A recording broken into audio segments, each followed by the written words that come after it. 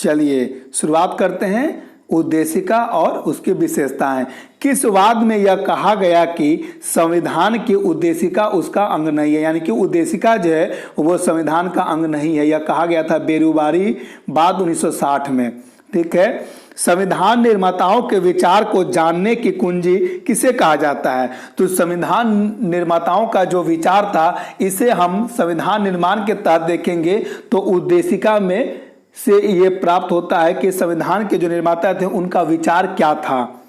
किस मामले में यह कहा गया कि प्रस्तावना संविधान का भाग है? तो केशवानंद भारती बनाम केरल राज्य 1973 में यह कहा गया कि प्रस्तावना जो है वो संविधान का भाग है। भारतीय संविधान की प्रस्तावना में वर्तमान में भारत को किस रूप में घोषित किया गया है? तो संपूर्ण प्रभुत्व संपन्न समाजवादी पंथ निरपेक्ष लोकतंत्रात्मक गणराज्य कहा गया है प्रस्तावना में भारत के संदर्भ में। तो भारत के संदर्भ में धर्मनिरपेक्ष शब्द की जो पहचान की गई है उसका सही मीनिंग क्या है? तो भारत में राज्य का अपना कोई धर्म नहीं होगा, यही ये धर्मनिरपेक्ष कहने का तात्पर्य है। 26 नवंबर 1949 को अंगीकृत भारतीय संविधान की प्रस्तावना में समाजवादी पंथ निरपेक्ष अखंडता और तथा गणराज्य में कौन सा शब्द सम्मिलित नहीं है? तो समाजवादी पंथ निरपेक्ष और अखंडता जो है वो सम्मिलित नहीं था, इसे हम बाद में जोड़े थे। चलिए आगे देखते हैं। और जिसे हम लोग ये जो आगे क्वेश्चन है ही 42वां संविधान संशोधन अधिनियम 1976 द्वारा उद्देशिका में कौन कौन से शब्द जोड़े गए थे? समाजवादी पंथ निरपेक्ष और अखंडता, ये तीन शब्द जो थे मूल संविधान में जब संविधान बना था उस समय समाजवादी पंथ निरपेक्ष और अखंडता शब्द नहीं था, जो कि पहले क्वेश्चन में था। और 42वें संविधान संशोधन अधिनियम 1976 के द्वारा समाजवादी पंथ निरपेक्ष और अखंडता शब्द को जोड़ा गया। अधोलिखित सभी भारत में राजनीतिक व्यवस्था के मूलभूत लक्षण हैं। यह एक लोकतांत्रिक गणराज्य है, इसमें संसदात्मक रूप की सरकार है, सर्वोच्च सत्ता भारत की जनता में निहित है और भारत एक प्रभुसत्ता संपन्न राज्य है। तो ये चारों जो विशेषताएं हैं वो भारतीय राजनीति व्यवस्था की मूलभूत विशेषताएं हैं। संसदीय शासन प्रणाली सर्वप्रथम किस देश में विकसित की गई है? तो ब्रिटेन में। संसदात्मक शासन व्यवस्था में विधायिका का कार्यपालिका पर नियंत्रण होता है। विधायिका का जो है वो कार्यपालिका पर नियंत्रण होता है। आइए और देखते हैं अब क्वेश्चन को। नेक्स्ट क्वेश्चन क्या कह रहा है कि भारत की राजनीतिक सत्ता का प्रमुख स्रोत क्या है? तो जनता है, क्योंकि हम लोग जो प्रस्तावना है, प्रस्तावना में हम कहते हैं हम भारत के लोग, यानी we the people of India. कहने का मतलब ही है कि आपकी राजनीतिक सत्ता का जो प्रमुख स्रोत है वो जनता है। अध्यक्षात्मक शासन प्रणाली का आधारभूत जो तत्व है वो एकल कार्यपालिका है। लिखित संविधान, एकल नागरिकता, स्वतंत्र न्यायपालिका, केंद्र व राज्यों के मध्य शक्तियों का जो विभाजन है, कौन सा भारतीय संविधान का संघीय लक्षण नहीं है? तो एकल नागरिकता जो है भारतीय संविधान का संघीय लक्षण नहीं है। जैसे कि संघीय लक्षण आपका अमेरिका में व्यतीत होता है, उसमें दोहरी नागरिकता है। भारत में संसदीय प्रणाली की सरकार है क्योंकि मंत्रिपरिषद लोकसभा के प्रति उत्तरदायी है। भारत में जो संसदीय प्रणाली है की सरकार है क्योंकि मंत्रिपरिषद लोकसभा के प्रति उत्तरदायी है। भारत के संदर्भ में संसदीय शासन प्रणाली में अधोलिखित सिद्धांत के रूप में निहित किया गया है। तो क्या निहित किया गया है अधोलिखित सिद्धांत के रूप में? पहला है मंत्रिमंडल के सदस्य संसद के सदस्य होते हैं। दूसरा है जब तक मंत्रियों को संसद में विश्वास प्राप्त हो जाता है तब तक वो अपने पद पर बने रहते हैं। तो चलिए अब ये बीच में जो कॉलम दिया हुआ है उस कॉलम को अध्ययन करते हैं, जिसमें कि भारत का संविधान का जो स्रोत है उसके बारे में दिया गया है। तो देखते हैं, संविधान निर्माण के समय संविधान में लगभग 60 देशों के संविधानों का अध्ययन किया गया और उनकी अच्छी बातों को जो भारतीय परिस्थिति के अनुकूल थी निसंकोच ग्रहण किया गया। और वैसे भारतीय संविधान का सर्वाधिक जो प्रभाव है वो तो भारत शासन अधिनियम 1935 का ही पड़ता है। भारत शासन अधिनियम 1935 का ही है। भारतीय संविधान के अन्य देशों से ग्रहण किए गए कुछ प्रमुख प्रावधान इस प्रकार हैं, जैसे ब्रिटेन संविधान से जो ग्रहण किया गया है उसमें आपका संसदीय शासन प्रणाली, द्विसदनीय व्यवस्था किया गया है। लोकसभा के प्रति मंत्रिमंडल का सामूहिक उत्तरदायी जो है अनुच्छेद 75(3) में कहा गया है, यह भी ब्रिटिश संविधान की ही देन है। राष्ट्र के प्रधान के रूप में राष्ट्रपति की औपचारिक प्रधानता और वास्तविक शक्तियों में मंत्रिपरिषद में निहित होना होता है। ये आपका ब्रिटिश संविधान से लिया गया है। एकल न्यायिक प्रणाली, ये भी ब्रिटिश संविधान से लिया गया है। विधि निर्माण की प्रक्रिया जो लिया गया है ये भी आपका ब्रिटिश संविधान से लिया गया है। विधि का शासन ये आपका ब्रिटिश संविधान से, और एकल नागरिकता भी ब्रिटिश संविधान से ही लिया गया है। विधायिका का जो है, विधायिका के सदस्य को विशेषाधिकार और उन्मुक्तियां जो दी गई है ये आपका ब्रिटिश संविधान से। विधायिका का अध्यक्ष की भूमिका ब्रिटिश संविधान से। संसद और विधानमंडलों की प्रक्रिया ब्रिटेन संविधान से। सर्वाधिक मत के आधार पर चुनाव का जीत जो है ब्रिटेन के संविधान से। अब आयरलैंड के संविधान जो 1937 में बना था उससे क्या लिया गया है, तो सबसे प्रमुख जो है राज्य का नीति निदेशक तत्व जो है वो आयरलैंड के संविधान से लिया गया है। साहित्य, कला, विज्ञान, समाज सेवा, योगदान के लिए आधार पर जो राज्यसभा में कुल 12 सदस्यों का जो मनोनयन राष्ट्रपति के द्वारा किया जाता है ये भी आयरलैंड के संविधान से लिया गया है।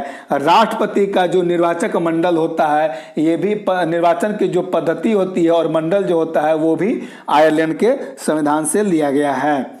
संयुक्त राज्य अमेरिका के संविधान जो 1789 में बना था उसके संविधान से जो ली गई है मूल अधिकार, फंडामेंटल राइट, उद्देशिका का जो विचार है वो भी आपका अमेरिका से लिया गया है। राष्ट्रपति पर महाभियोग की प्रक्रिया अमेरिका पर से लिया गया है। स्वतंत्र न्यायपालिका, न्यायिक पुनर्विलोकन का सिद्धांत, लोक जन याचिका, सर्वोच्च न्यायालय एवं उच्च न्यायालय के न्यायाधीशों के पद से हटाए जाने की प्रक्रिया, उपराष्ट्रपति का पद, वित्तीय आपात, संविधान संशोधन में राज्य विधायिकाओं का द्वारा अनुमोदन, ये सारे जो है अमेरिका के संविधान 1789 के तहत लिए गए हैं। अब देखते हैं ऑस्ट्रेलिया के संविधान जो 1901 में बना है उससे क्या क्या लिया गया है। तो प्रस्तावना का जो विचार था वो यूएसए से लिया गया है, लेकिन प्रस्तावना की जो भाषा है वो ऑस्ट्रेलिया से ली गई है।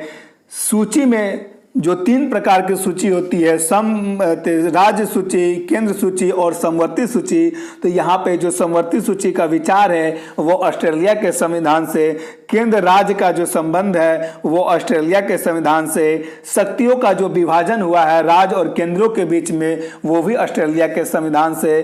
संसद के दोनों सदनों की जो संयुक्त बैठक बुलाई जाती है वो भी ऑस्ट्रेलिया के संविधान से लिया गया है। कनाडा के संविधान से क्या लिया गया है, तो संघीय शासन प्रणाली जो है वो कनाडा से लिया गया है।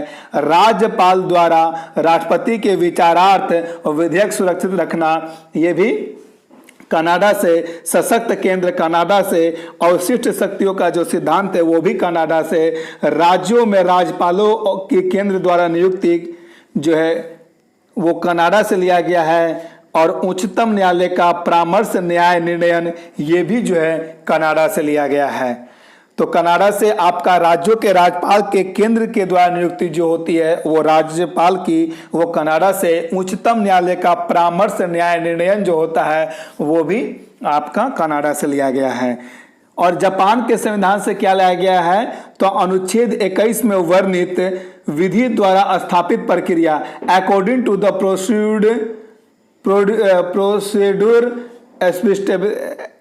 इस्टेब्लिश्ड बाय लॉ जो है वो आपका जापान के संविधान से लिया गया है। अब दक्षिण अफ्रीका के संविधान से क्या लिया गया है, तो संविधान में संशोधन की प्रक्रिया आर्टिकल 368 राज्यसभा के सदस्यों का जो निर्वाचन होता है। सोवियत संघ रूस के संविधान से क्या लिया गया है, मूल कर्तव्य फंडामेंटल राइट, प्रस्तावना के न्यायिक आदर्श। फ्रांस के संविधान 1946 से क्या लिया गया है, गणतंत्रात्मक शासन प्रणाली, स्वतंत्रता, समानता और बंधुत्व का सिद्धांत। जर्मनी के वाइमर संविधान से 1933 से लिया गया है आपात उपबंध। भारत शासन अधिनियम 1935 से लगभग 250 अनुच्छेद उसी रूप में या कुछ परिवर्तन के साथ लिया गया है।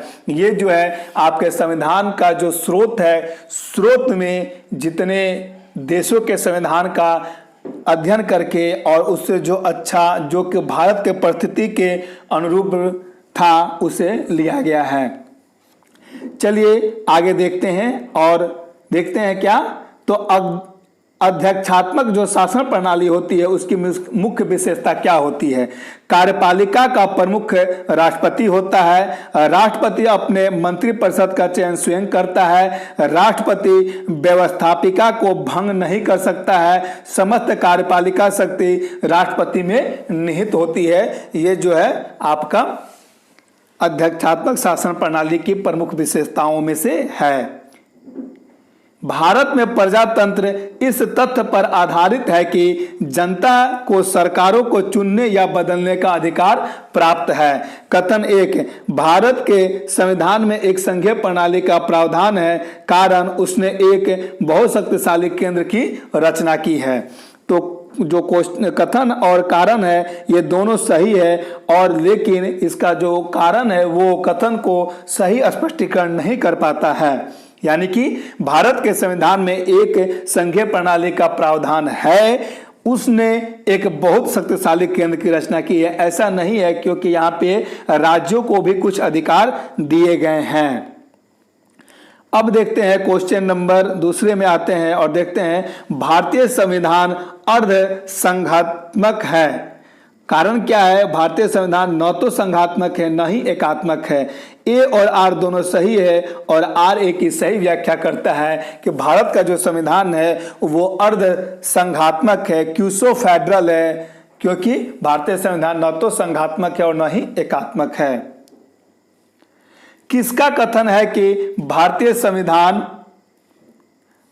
अधिक कठोर और अधिक लचीले के मध्य एक अच्छा संतुलन स्थापित करता है?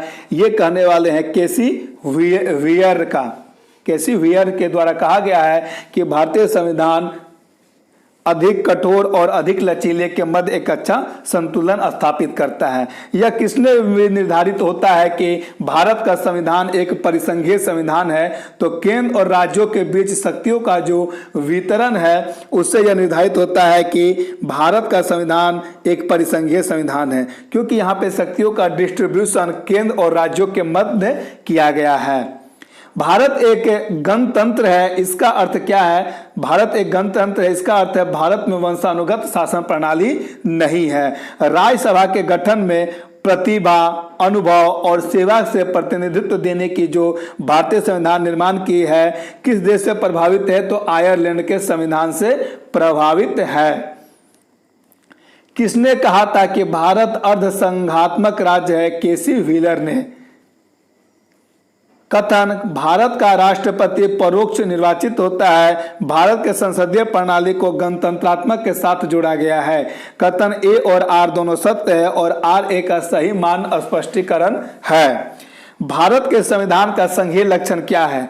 केंद्र और राज्यों के बीच शक्तियों का बंटवारा जो है, मूल रूप से लिखित संविधान की सर्वोच्चता और स्वतंत्र न्यायपालिका जो है भारत का संघीय लक्षण है।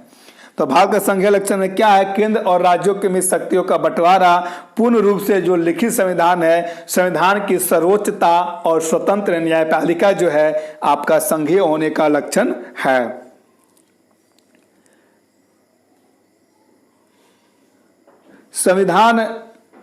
संविधान का की उद्देशिका के संबंध में अधोलिखित कथन सभी सही सत्य हैं। जैसे कहा गया पंडित नेहरू द्वारा ऑब्जेक्टिव प्रस्ताव अंततोगत्वा उद्देशिका बना। सही बात है, जो उन्होंने ऑब्जेक्टिव प्रस्ताव 13 दिसंबर 1946 को प्रस्तुत किया था, अंततोगत्वा वही भारतीय संविधान की उद्देशिका बना। इसकी प्रकृति न्याय योग यानी कि जुडिशिएबल नहीं है, इसका संशोधन किया जा सकता है, संविधान के विशिष्ट प्रावधानों में यह रद्द नहीं कर सकता है।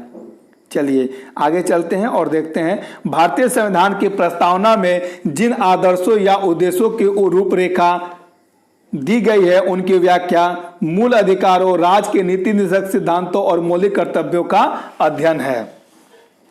भारतीय संविधान का कौन सा भाग संविधान की आत्मा कहलाता है? तो प्रस्तावना जो है यह प्रस्तावना को जो है भारतीय संविधान का आत्मा कहा जाता है, परंतु अगर ये पूछा जाए कि डॉक्टर भीमराव अंबेडकर ने किसने संविधान का आत्मा कहा है, तो वो हो जाएगा संवैधानिक उपचारों का अधिकार, जो कि अनुच्छेद 32 के तहत दिया गया है, उसे संविधान का आत्मा कहते हैं अभी भी है। भारतीय संविधान की प्रस्तावना में 3 प्रकार के न्याय उल्लेख किया गया है। ये न्याय क्या क्या है? सामाजिक न्याय, आर्थिक न्याय और राजनीतिक न्याय। ये तीनों न्याय जो है आपका प्रस्तावना में कहा गया है। भारत के संविधान के आमुख का लक्ष्य यानी सभी नागरिकों को सुनिश्चित करना, यानी आमुख दैट मीन्स प्रीमेबल यानी कि उद्देशिका, सामाजिक, राजनीतिक और आर्थिक न्याय। चलिए आगे चलते हैं और देखते हैं विचार उसी का है, विचार, अभिव्यक्ति, विश्वास, धर्म और उपासना की स्वतंत्रता। विचार, अभिव्यक्ति, विश्वास, धर्म और उपासना की स्वतंत्रता, अवसर की समानता तथा व्यक्ति की प्रतिष्ठा, ये सारे जो है आपके जो है भारत के संविधान के उद्देशिका में लक्ष्य है जो सभी नागरिकों को देना था। अब देखते हैं क्वेश्चन, भारत की संसदीय शासन प्रणाली एवं ब्रिटेन की संसदीय शासन प्रणाली में अंतर का प्रमुख उद्देश्य न्यायिक समीक्षा है। भारत के संविधान में उद्देशिका का जो विचार है यूएसए के संविधान से ली गई है। विधि का जो शासन है वो इंग्लैंड से लिया गया है। विधि द्वारा स्थापित प्रक्रिया जापान से। ये दोनों क्वेश्चन बहुत कंफ्यूजन पैदा करता है। विधि का शासन इंग्लैंड से, विधि द्वारा स्थापित प्रक्रिया जापान से। राष्ट्रपति के विचारार्थ राज्यपाल द्वारा विधेयक को सुरक्षित रखना कनाडा से लिया गया है। और उभयनिष्ठ सूची यानी कि इसे हम कह सकते हैं क्या, समवर्ती सूची, समवर्ती सूची। तो समवर्ती सूची ऑस्ट्रेलिया के संविधान से लिया गया है। अच्छा, भारतीय जो संविधान भारतीय राजनीतिक व्यवस्था में कौन सर्वोच्च है? तो संविधान की सर्वोच्चता सबसे प्रमुख है, संविधान सर्वोच्च है। भारत में न्यायिक पुनरीक्षण यानी जुडिशियल रिव्यू की संकल्पना किस देश से ली गई है? तो यूएसए के संविधान से। मूल अधिकार जो है संयुक्त राज्य अमेरिका के संविधान से। शासन की संसदीय प्रणाली ग्रेट ब्रिटेन या यूके के संविधान से। आपात उपबंध जर्मनी के वाइमर संविधान से। राज्य के नीति तत्व जो है आयरलैंड से लिया गया है। भारत में राजनीतिक सत्ता का प्रमुख स्रोत क्या है? जनता, हम भारत के लोग, we the people of India. आगे जो क्वेश्चन है उसको देखते हैं। न्यायिक पुनरावलोकन की व्यवस्था किन दो देशों के बीच की गई है? भारत और यूएसए के बीच की गई है न्यायिक पुनरावलोकन की व्यवस्था। भारतीय संविधान को आवश्यकता से अधिक कठोर संविधान किसने कहा है? आइवर जेनिंग्स ने कहा है।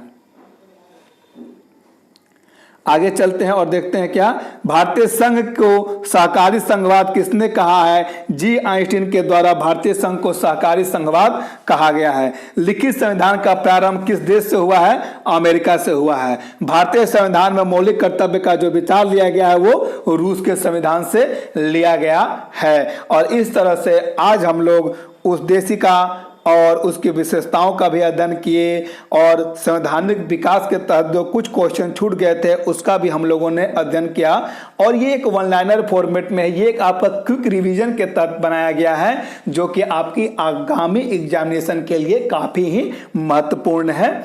और इसे आप देखें इसे एक बार देखिए, दो बार देखिए, जो कि आपके एग्जामिनेशन हॉल में आपको अच्छे से वहाँ पे जो क्वेश्चन आए उसका आंसर देने में आपको किसी प्रकार की कोई परेशानी नहीं हो और अपने जो एग्जाम है उसको आप अच्छे से